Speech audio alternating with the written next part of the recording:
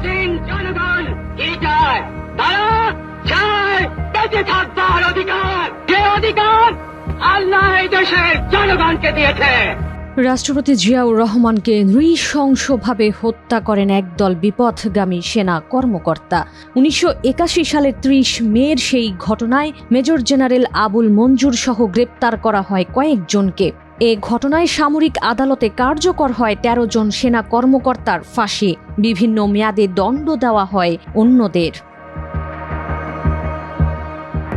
আইন শৃঙ্খলা রক্ষাকারী বাহিনীর সংশ্লিষ্ট সূত্র বলছে, জিয়াউর রহমান হত্যার পর পালিয়ে যান মোজাফফর। তাকে ধরিয়ে দিতে ঘোষণা করা হয়েছিল পুরস্কার। ভারতে আত্মগোপনে ছিলেন তিনি। এক পর্যায়ে ছদ্মনাম ব্যবহার করে সীমান্ত অতিক্রম করে তিনি যাতায়াত করতেন।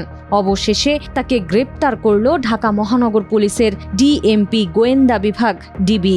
সেনা আইনে যেটা বলে যে কোন সেনা সদস্য তার ইউনিট থেকে পলাতক হয়ে গেলে সেটা ওনারা পুলিশকে একটা ইনফর্ম করে, এবং এটা ইয়েও আছে তদন্তের আছে। ধরার সঙ্গে সঙ্গে আমরা যে কাউকে এরকম অ্যাবসকান্ডেড কাউকে পাওয়ার সঙ্গে সঙ্গে আমরা তার সেনা ইয়েকে করে তাদের কাছে হস্তান্তর করি।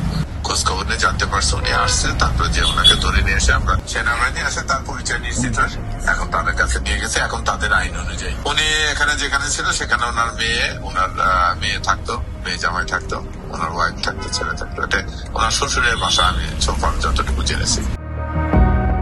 অভিযোগ আছে মোজাফফরই প্রথম জিয়াউর রহমানকে শনাক্ত করেন এবং তাকে লক্ষ্য করে সরাসরি গুলি চালান। হত্যাকাণ্ড নিশ্চিত করার পর তিনি চট্টগ্রাম সেনানিবাসের 24 পদাতিক ডিভিশনের তৎকালীন জিওসি মেজর জেনারেল আবুল মঞ্জুরকে টেলিফোন করে জানান, the president has been killed.